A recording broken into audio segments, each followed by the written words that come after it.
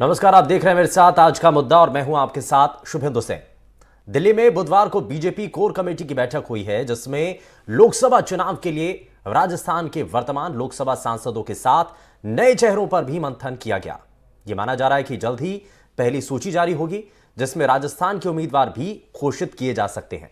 बैठक में बीजेपी अध्यक्ष जेपी नड्डा, गृह मंत्री अमित शाह, बीएल संतोष समेत आधा दर्जन से ज्यादा बीजेपी शासित राज्यों के सीएम और प्रदेशाध्यक्ष इसमें शामिल हुए। राजस्थान से बीजेपी प्रदेशाध्यक्ष सीपी जोशी, मुख्यमंत्री भजनलाल शर्मा बैठक में शामिल होने के लिए पहुंचे और दिल्ली में केंद्रीय कोर ग्रुप के नेताओं के साथ बैठक में पार्टी अध्यक्ष जेपी नड्डा, गृह मंत्री अमित शाह और केंद्रीय संगठन महामंत्री बीएल संतोष, प्रभारी अरुण सिंह भी शामिल हुए, जिसमें पैनल के नामों पर चर्चा की गई। इसके बाद दिल्ली में ही 29 फरवरी को केंद्रीय चुनाव समिति की सामने नामों को रखा जाएगा। सूत्रों के मुताबिक राजस्थान की 25 में से लगभग 12 से 15 लोकसभा सीटों के लिए उम्मीदवारों के नाम चर्चा के लिए आगे बढ़ाए जाएंगे। मार्च के पहले सप्ताह में पहली सूची जारी हो सकती है।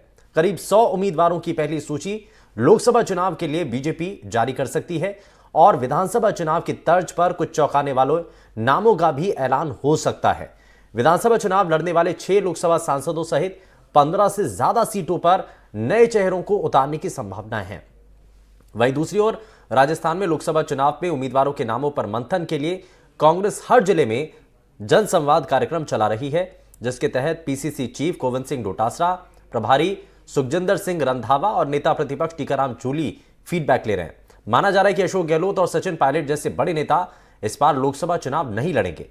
सवाल यह भी खड़ा होता है कि क्या महेंद्रजीत सिंह मालवीय को बीजेपी टिकट देगी? राजेंद्र राठौर और सतीश पुनिया को क्या लोकसभा का टिकट मिलेगा? जिन 6 सांसदों को विधानसभा चुनाव लड़ाया था उनके टिकट भी कटेंगे, तो नए उम्मीदवार कौन से होंगे जो जीत दिला सकेंगे? नागौर के लिए प्लान क्या है, क्योंकि आरएलपी के अनुमान बेनीवाल से बीजेपी का गठबंधन टूट चुका है? क्या रिचपाल मिर्धा या अन्य चेहरों पर नजर है?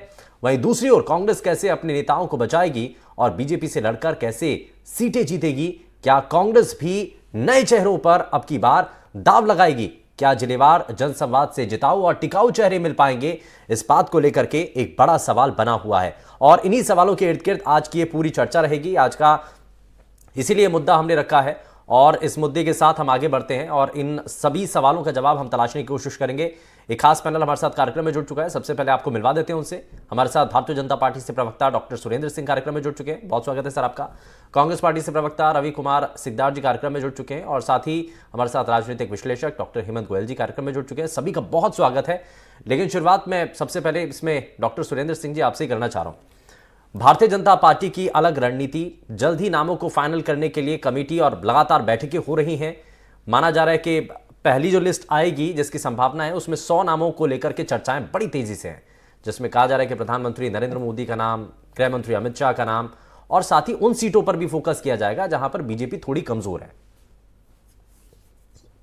निश्चित रूप से लोकसभा चुनाव के लिए जो पार्टी ने रणनीति तय की है उसमें हम बहुत जल्दी से आगे बढ़ रहे हैं।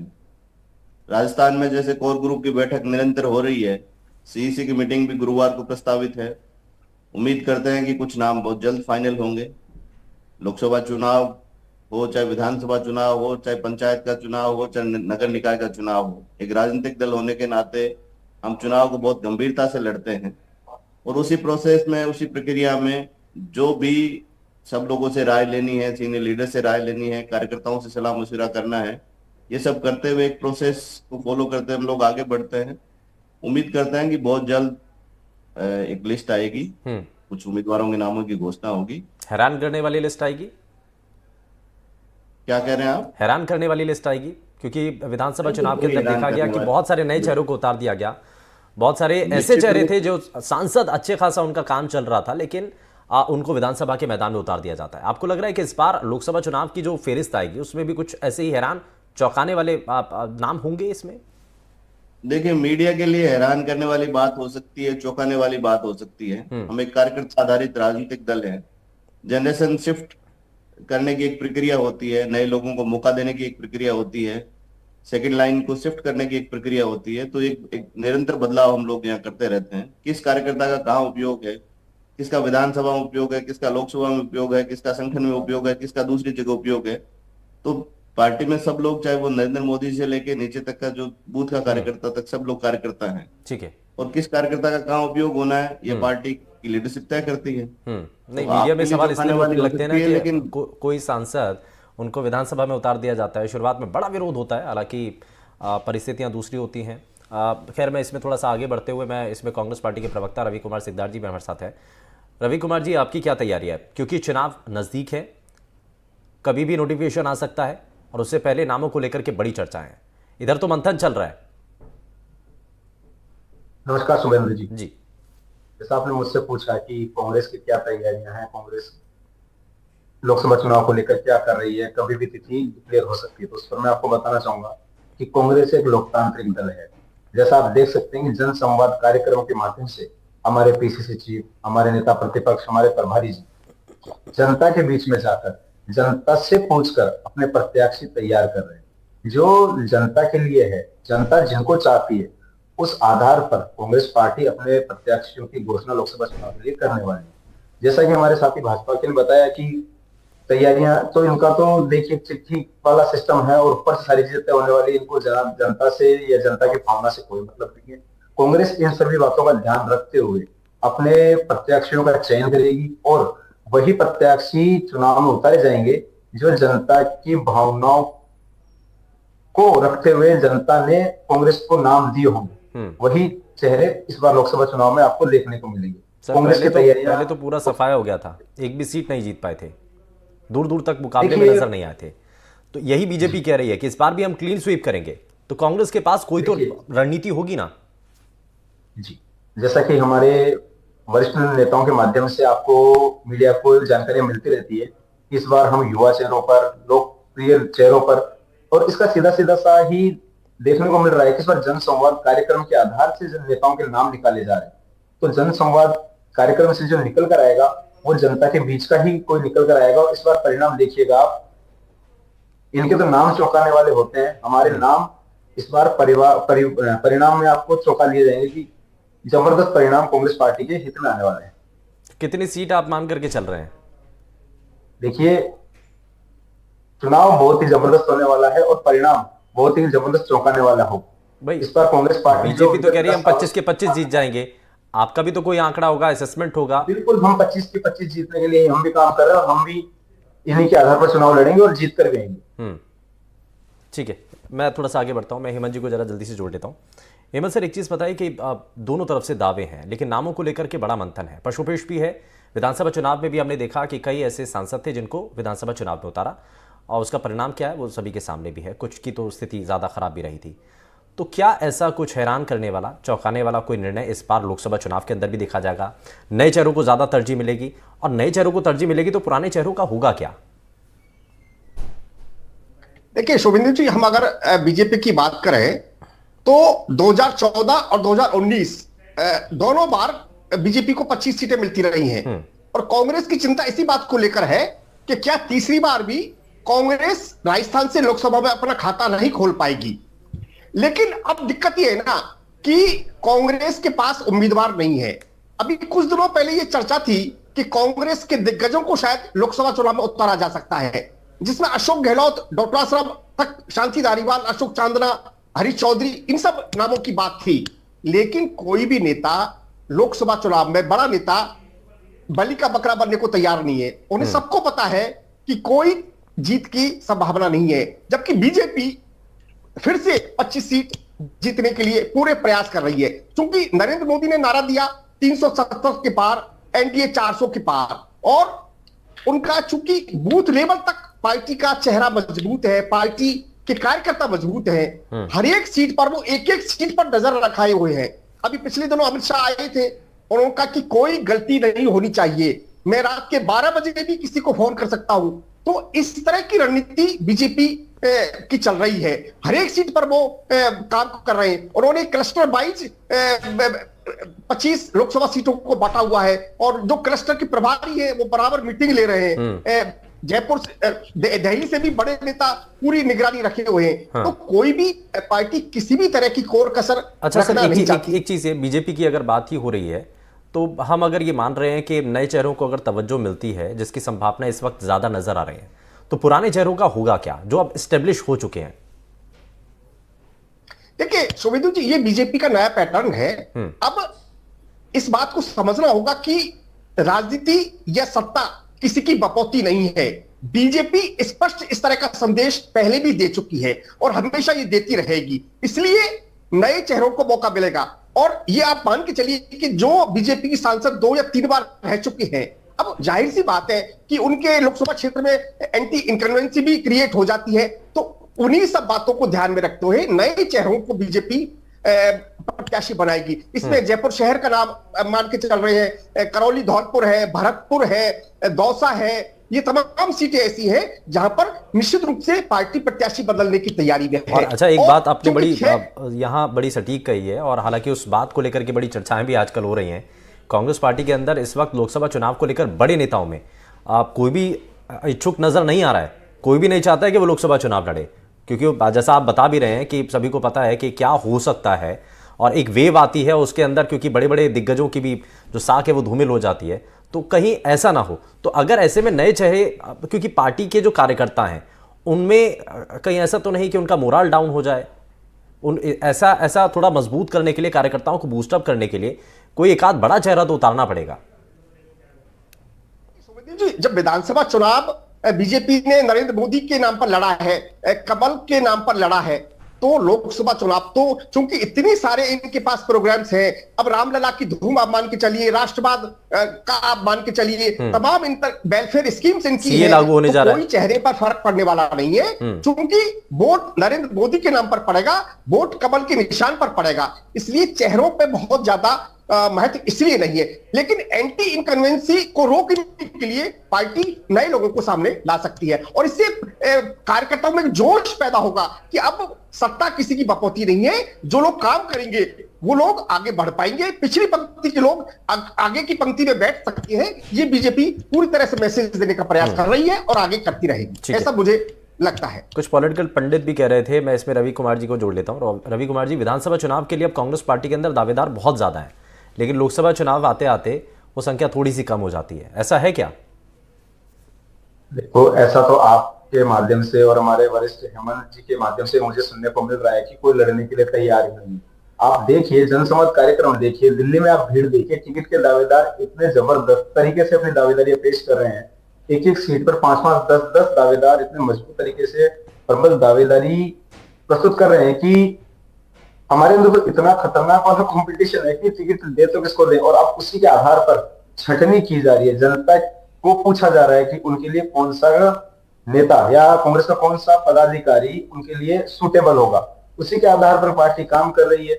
और ये इनके पास पता नहीं सूचनाएं कहां से होती है कि पार्टी के पास चेहरे नहीं है लड़ने के लिए। मैं कह रहा हूं, हमारे पास इतने चेहरे हैं कि हमारे को छांटने के लिए जनता के बीच में जाना पड़ रहा है। इनके पास तो भी सुनाई दे रहा है कि सिर्फ 2 नाम 3 नामों का पैनल डिसाइड हो रहा है, वो भी ऊपर बैठकर डिसाइड हो रहा है। हमारे यहाँ पर 5-5, 7-7, 10-10 प्रत्याशियों की सूची हमारे समक्ष रखी हुई है कि भैया हर एक लोकसभा से कितने दावेदार सामने आ रहे हैं। तो ऐसा कुछ भी नहीं है, हम मजबूती के साथ इस बार चुनाव लड़ेंगे। अच्छा, उस सूची के अंदर क्या अशोक गहलोत और सचिन पायलट के नाम भी हैं? जी बिल्कुल है। हमारे वरिष्ठ नेताओं का मार्गदर्शन मिलेगा, हमारे वरिष्ठ नेता हमारे साथ इस चुनाव में रहेंगे, और जो पार्टी आलाकमान तय करेगी, जो नेता अपनी इच्छा जाहिर करेगा कि हाँ मुझे लड़ना ही है, उनको पार्टी मौका देगी और चुनाव लड़े जाएंगे। ठीक है, मैं आगे बढ़ते हुए मैं जरा सुरेंद्र जी को जोड़ लेता हूं। सुरेंद्र जी, एक चीज बताइए कि कांग्रेस की जो रणनीति है उससे निपटने के लिए बीजेपी के पास स्ट्रैटेजी क्या है? आप वापस से अपनी 25 सीटों को बचाने के लिए, हालांकि एक सीट अलग हनुमान बेनीवाल वाली जो सीट थी, लेकिन उसके अलावा कैसे आप पूरी सभी सीटों को एक साथ जोड़ करके रख पाएंगे? ये बड़ी चुनौती होगी। शुभेंदु जी, भारतीय जनता पार्टी अपने काम के आधार पर, अपने नेतृत्व के आधार पर, अपनी विचारधारा के आधार पर चुनाव में जाती है। मोदी सरकार के जो 10 साल हैं उसकी जो बड़ी उपलब्धियां हैं, और भजनलाल सरकार के जो शुरू के 100 दिन हैं, ये जो अचीवमेंट्स हैं, इनके आधार पर हम लोग चुनाव में जाएंगे। मैं जो कांग्रेस के प्रवक्ता मित्र रवि जी कुछ बातें कह रहे थे, इनकी बात का जवाब देना चाहूंगा कि एक तो ये जनसंवाद की रट 2-3 बार से लगाए हुए हैं।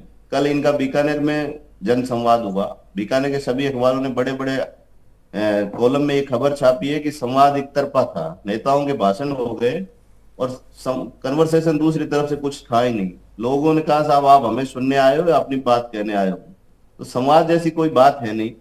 दूसरी बड़ी बात, जैसे हमारे साथी वक्ता कह रहे थे, इनके यहाँ चुनाव लड़ने वाले लोग हैं ही नहीं। मैं बड़ी जिम्मेदारी के साथ और कांग्रेस के प्रवक्ता जो हैं उनको चुनौती देता हूं कि अशोक गहलोत जी हों, चाहे सचिन पायलट जी हों, चाहे डोटासरा जी हों, चाहे जो इनके लीडर अपोजिशन है, वो लोकसभा चुनाव में उतरे तो सही, उनको पता लगेगा। हमने कहा 14 में हमने 25 सीटें जीती, 2019 के चुनाव में 25 सीटें जीती, और इस बार फिर हम 25 की 25 सीटें जीत रहे हैं। और बड़ी जिम्मेदारी के साथ आपके चैनल पे मैं बात कह रहा हूं कि बिल्कुल क्लीन स्वीप करेंगे, कांग्रेस का सफाया हो जाएगा। सही दावा, और ये जो दावे के अंदर जो दम दिख रहा है, ये किस वजह से है? ये काम की वजह से है या उस चेहरे की वजह से है जिसको लेकर के हर बार जीत मिलती है? 370 प्लस करेगी और लोकसभा में 400 सीटें एनडीए हमारा जो अलायंस है वो जीत कर आएगा। तो अब की बार जो 400 पार की बात हम कह रहे हैं, ये बात पूरी करेंगे। राजस्थान में कांग्रेस का सफाया करेंगे, क्लीन स्वीप करेंगे। हनुमान बेनीवाल पहले साथ में थे, लेकिन इस बार अलग हैं। आपको नहीं लगता कि वो एक बड़ी चुनौती होगी? चुनाव लड़े, जनता इनको सबक सिखा देगी। नहीं, एक चीज बताए ना, हनुमान बेनीवाल पिछले चुनाव में तो आपके साथ थे, लेकिन अब तो अलग हैं। वही साथ आए और चाहे जाए, एनडीए अलायंस के सिंबल पे चुनाव लड़े थे, इसलिए वो जीत गए। भारतीय जनता पार्टी अपने दमखम पे नागौर की सीट को चुनाव निश्चित रूप से जीतेगी। हमारा जो भी उम्मीदवार आएगा वो चुनाव जीतेगा। और राजस्थान में नागौर ही नहीं, मैं कह रहा हूँ 25 की 25 सीटें जीत रहे हैं। इनके किसी नेता में, इनके जो लीडर हैं, अशोक गहलोत जी हैं, डोटासरा जी हैं, है, जो भी है, पायलट साहब हैं, वो आ जाए, चुनाव लड़े, लोकसभा का पता लग जाएगा। ठीक है, यानी कि एक चुनौती दे रहे हैं रवि जी सुरेंद्र सिंह एक चुनौती दे रहे हैं कि कांग्रेस पार्टी के बड़े नेता लोकसभा चुनाव क्यों नहीं लड़ लेते, आइए मैदान में। रवि जी बताइए। गहलोत जी लड़े जोधपुर से, सचिन पायलट जी लड़े टोंक से लड़े, अजमेर से लड़े, डोटासरा जी सीकर से लड़े। रवि जी अनम्यूट कर लीजिए एक बारी, रवि जी अनम्यूट कर लीजिए एक बारी। रवि कुमार जी मुझे सुन पा रहे हैं आप? अनम्यूट कर लीजिए एक बारी। राजस्थान की जनता इनको म्यूट कर चुकी है। चलिए ठीक है, मैं थोड़ा सा आगे बढ़ता हूं, मैं हेमंत जी को जोड़ लेता हूं। हेमंत सर, एक चीज और, क्योंकि ये समझना बड़ा जरूरी है, कई सीटें ऐसी हैं 25 सीटों पर वापस से क्लीन स्वीप करने के लिए, और पिछला जो ग्राफ है उसमें हनुमान बेनीवाल अब साथ में नहीं है, तो इन सब चीजों का असर पड़ेगा क्या, या अकेले मोदी चेहरा जो है, ब्रांड मोदी, इस बार भी काम करेगा? देखिए शुभेंदु जी, हमें यह समझना पड़ेगा कि बीजेपी दो रणनीति पर काम कर रही है। खुद को मजबूत कर रही है, कांग्रेस को कमजोर कर रही है। अब आप डूंगरपुर बांसवाड़ा सीट का लीजिए, वहां पर कांग्रेस बीजेपी कुछ कमजोर दिखाई पड़ रही थी, लेकिन मालवीय को वहां बीजेपी में शामिल हो गए, तो अब वहां की सीट पक्की हो गई। अब भरतपुर की सीट को आप लीजिए, भरतपुर में सुभाष गर्ग कांग्रेस के सिंबल पर चुनाव जीते हैं, लेकिन जो जयंत वाली पार्टी है वो अब चूंकि केंद्र में बीजेपी के साथ उसका अलायंस हो गया। अब सुभाष गर्ग को देखिए ना, जनसंवाद कार्यक्रमों में वो आ नहीं रहे। वो सुभाष गर्ग तो कांग्रेस की प्रभारी पर हमला कर रहे हैं, जुबानी वो एक्स पोस्ट पर जुबानी हमला कर रहे हैं। तो अब कांग्रेस की हालत तो ये है कि इनके पास उम्मीदवार नहीं है, वो तो ठीक है, इनके पास रणनीति भी कोई नहीं है। इनके जो आला कमान, सो कॉल्ड आला कमान है राहुल गांधी, उनको तो भारत जोड़ो यात्रा से फुर्सत नहीं। अरे भाई, चुनाव, लोकसभा के चुनाव नजदीक है और आप भारत जोड़ो यात्रा कर रहे हैं। ये भारत जोड़ो यात्रा करने का वक्त है क्या?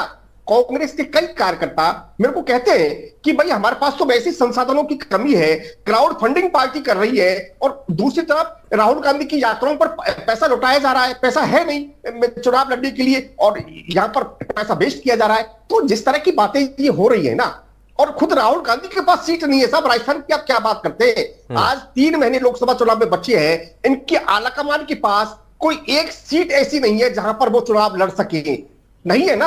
वो बाइनर से भी उनको अब हटाने की बात चल रही है। तो इस तरह की तमाम बातें हैं। और एक बात मैं कह सकता हूं कि बीजेपी बहुत सारी बातें ऐसी करती है। अब आप देखिए ना, तमाम जो इस तरह की स्कीम्स, वेलफेयर स्कीम्स हैं, उनके लिए जगह जगह जाके प्रचार किया जा रहा है। तमाम राजस्थान में भजनलाल सरकार ने ईआरसीपी योजना, पूर्वी राजस्थान के लिए ईआरसीपी योजना वो लेके आ गए। पश्चिमी राजस्थान के 3 जिलों के लिए भी वो पेयजल का संकट दूर करने के लिए उन्होंने एक समझौते पर साइन किए। तो तमाम तरह से वो इस तरह के काम कर रहे हैं। एक भी सीट नहीं रह जाए बीजेपी के हाथ से, उनकी रणनीति इस तरह से काम वो कर रहे हैं। तो मुझे नहीं लगता कि कोई सीट बीजेपी के हाथ से राजस्थान में रह पाएगी। ठीक है, यानी कि एक ये तो साफ नजर आ रहा है। मैं इसमें सुरेंद्र जी एक जरा जल्दी से एक जवाब और लेना चाह रहा हूँ। अब जिस बात का जिक्र किया हेमंत जी ने भी कि महेंद्रजीत सिंह मालविया अब किसी उम्मीद के साथ तो आए ना बीजेपी के साथ, और अगर इतने बड़े चेहरे को आप लोकसभा चुनाव में किससे पहले आप लेकर के आए हैं, अगर उनको आप टिकट नहीं देंगे तो मुश्किल नहीं होगी क्या? और क्या उनकी टिकट पक्की है? और ऐसे जो पुराने आपके सांसद हैं, नए अगर सांसदों को मौका मिलेगा तो उन सांसदों का क्या होगा? दूसरा सवाल, क्या आपको नहीं लगता कि उनका विरोध भी होगा, नाराजगी भी होगी, वो भी झेलनी पड़ेगी?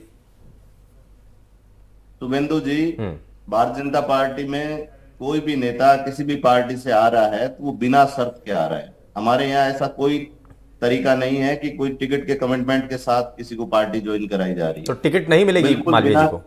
बिना शर्त जो नेता ज्वाइन कर रहे हैं। नहीं, मालवीय जी को टिकट नहीं मिलेगी, इसका मतलब आप ये कह रहे हैं? नहीं, मैं ये नहीं कह रहा हूँ। मैं कह रहा हूँ कि टिकट के कमिटमेंट के साथ किसी की पार्टी की ज्वाइनिंग नहीं हुई है। किस आदमी का कहाँ उपयोग करना है, किस कार्यकर्ता का फील्ड में उपयोग करना है, किसको विधानसभा का चुनाव लड़ाना है, किसको लोकसभा का लड़ाना है, किसको संगठन में काम लेना है, ये पार्टी की लीडरशिप तय करेगी। जो भी आ रहा है हमारे नेतृत्व में, हमारी विचारधारा में विश्वास करके आ रहा है, उन सबका हम स्वागत कर रहे हैं, लेकिन कोई कमिटमेंट किसी के साथ नहीं है। स्थानीय कार्यकर्ताओं के साथ चर्चा करके और जो स्टेट की लीडरशिप है वो जो नाम भेजेगी उसके आधार पर केंद्रीय नेतृत्व उसको तय करेगा। तो ऐसा कोई कमिटमेंट किसी भी सीट पे नहीं है। महेंद्रजीत मालवीय नहीं थे तब भी हमने सीट जीती थी, 25 की 25 सीटें जीती हैं। वो हैं तब हमारी। अच्छा, अभी राजस्थान में बीजेपी, ठीक है, इस रेस के अंदर, टिकट की रेस के अंदर कौन सबसे आगे आपको नजर आ रहे हैं आपके लिहाज से? कहाँ का कह रहे हैं आप? राजस्थान में लोकसभा सीट के लिए आपको क्या लगता है, कौन आगे चल रहे हैं या किसको मिल सकती है संभावना? आपको, आप भी पार्टी के अंदर में है ना, आप जानते होंगे ज्यादा बेहतर, हमसे बेहतर तो आप ही जानते हैं। देखिए शुभेंदु जी, एक प्रक्रिया है। हाँ। उस प्रक्रिया में कार्यकर्ताओं की रायशुमारी के बाद में पैनल स्टेट से डिसाइड हुए हैं, 3 लोगों के नाम तय हुए हैं। ठीक है, उसके आधार पर केंद्रीय नेतृत्व को फैसला करना है। मैं जरा रवि कुमार जी को जोड़ देता हूँ। रवि जी बहुत देर से इंतजार भी कर रहे हैं और मुस्कुरा भी रहे हैं, बहुत सारे सवाल भी हो गए हैं, बहुत सारे आरोप भी हो गए हैं, जरा जवाब दीजिए रवि जी। मुझे तो इनकी बातें सुनकर इतना आश्चर्य होता है कि यहाँ पर कोई बिना शर्त के आता है। अरे भैया, किस तरीके से आप ये कहते हैं, इस मतलब मानसिकता क्या है, दोहरा चरित्र यहाँ पर साफ साफ झलकता है। एक तरफा कहते हैं कोई शर्त नहीं, और यही हमें दिखाई देता है कि किस प्रकार से दबाव बनाया जाता है, किस प्रकार से ईडी दिखाई जाती है, किस प्रकार से कुछ। आपकी पार्टी खंडी हो चुकी है, लीडरशिप पे लोगों का भरोसा खत्म हो चुका है, पार्टी के सीनियर लीडर पार्टी छोड़ के जा रहे हैं। कोई जहां जब डूबता है तो उसकी ये स्थिति होती है। तो आप बड़ी विपरीत स्थिति में, तो ग्रैंड ओल्ड पार्टी वो खाली हो गई है। आपके लीडरशिप पे भरोसा नहीं रहा है। आप इस बात का आत्मचिंतन क्यों नहीं करते कि कांग्रेस के सीनियर लोग क्यों छोड़ के जा रहे हैं? ऐसी क्या नौबत आ गई कि आपकी पार्टी के सारे बड़े नेता, पार्टी के नेतृत्व पे भरोसा उनका हट चुका है। राहुल गांधी जी ऐसे समय में जब उनको चुनाव की तैयारी करनी थी, वो कहाँ यात्रा कर रही हैं, कहीं विदेश जा रहे हैं, तो आपका नेतृत्व चुनाव को लेकर गंभीर नहीं है, इसलिए ऐसी स्थिति पैदा हुई है। कांग्रेस के लिए आत्मचिंतन का समय है। अच्छा, ठीक है, सुरेंद्र जी, रवि जी को अपनी बात रखनी दीजिए। अच्छा रवि जी, एक चीज तो बता दीजिए, एक चीज बता दीजिए। नहीं दबा सकता है, यात्रा न्याय के लिए है, सत्ता के लिए नहीं है। रही बात हमारे राजस्थान में, तो मैं आपको फिर आपके चैनल के माध्यम से दावा करता हूं कि इस बार परिणाम बहुत ही चौंकाने वाले होंगे। राजस्थान की लोकसभा में इस बार राजस्थान से जो सोच नहीं सकते ना ये लोग, वो होने वाला होगा, क्योंकि इस बार काम नहीं। लेकिन होगा कैसे सर? कोई जादू की छड़ी थोड़ी है कि आपने मंत्र पढ़ा और जादू की छड़ी घुमा दी और सब कुछ बदल जाएगा। उसके लिए ग्राउंड भी तो तैयार होना चाहिए ना, कैसे होगा ये तो बता दीजिए। लोकसभा चुनाव लड़ेंगे क्या? ये सभी जन भावना और जनादेश के आदेश पर तय होगा। हमारे जनसंवाद कार्यक्रम लोकतांत्रिक तरीके से टिकटों का चयन हो रहा है। यहाँ पर बंद कमरे के अंदर 3 नाम नहीं दिए जा रहे हैं। डांस कर रहे हैं मंच पे, कहाँ संवाद हुआ? अशोक गहलोत जी का नाम, कहाँ कार्यकर्ताओं के राय मशविरा हुआ? आज के अखबार ने बड़े बड़े अक्षरों में छापा है कि किसी से कोई राय नहीं ली गई, संवाद नहीं हुआ। बंद कमरे में बैठकर तैयारियां की जाती है। जनता की भावनाओं को रखते हुए, उनकी भावनाओं की कद्र करते हुए जनप्रतिनिधि मैदान में उतारे जाते हैं। और वही आप विधानसभा के अंदर देख लीजिए, वही आप लोकसभा में 14 और 19 में आपका सफाया क्यों हुआ? तो 14 और 19 के चुनाव हुए जब जन भावनाओं के आधार पर उतारे, तो आपके 25 के 25 प्रत्याशी कैसे हार गए?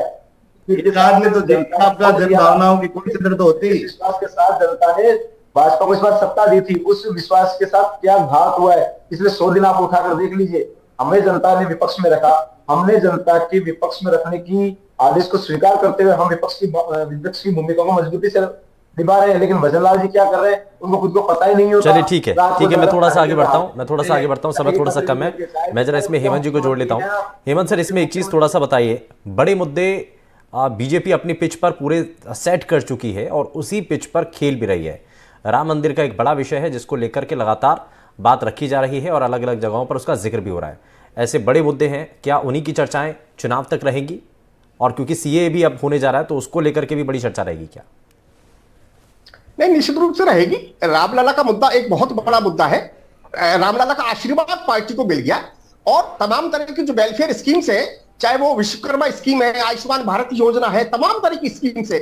और फिर सबसे बड़ी दिक्कत क्या है शुभेंदु जी, कि जिस अशोक गहलोत और सचिन पायलट की अदावत पूरे 5 साल रही ना, वो अदावत तो आज भी मिटने को तैयार नहीं है। जिस सचिन पायलट को अशोक गहलोत ने नाकारा, निकम्मा, गद्दार, कोरोना कहा ना, वो आज भी सचिन पायलट अशोक गहलोत की निगाह में उसी तरह से है। आज भी उनको राजस्थान में उनका कोई रोल नहीं है, आज भी वो हाशिए पर चल रहे हैं, आज भी उनको छत्तीसगढ़ का प्रभारी बना के भेज दिया। तो कांग्रेस पार्टी की नैया कैसे पार लग सकती है? बीजेपी अपना काम भी कर रही है और कांग्रेस को कमजोर भी कर रही है, लेकिन कांग्रेस समझने को तैयार नहीं है। आलाकमान इनका कोई है नहीं। कौन है इनका आलाकमान?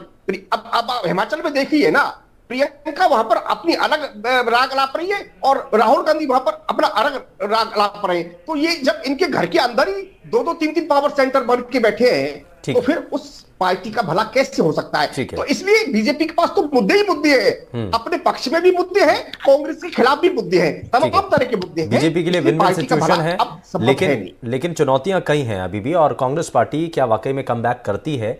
क्या किसी तरीके से जो जीत का रास्ता है बीजेपी का उसको रोक पाती है? और कितनी सीटें जीती हैं, ये सभी आने वाले समय में तय हो पाएगा। खैर, बहुत शुक्रिया तीनों ही खास मेहमानों का कार्यक्रम में अपना कीमती समय देने के लिए। लेकिन बीजेपी जिस मिशन पर चल रही है, क्या वो मिशन में कामयाब हो पाएगी या कांग्रेस पार्टी वापस से अपनी जो सीटें हैं वो बना पाती है? ये देखना दिलचस्प है। रुक एक छोटे से ब्रेक के लिए आप बने रहिए एनडीटीवी राजस्थान के साथ। नमस्कार।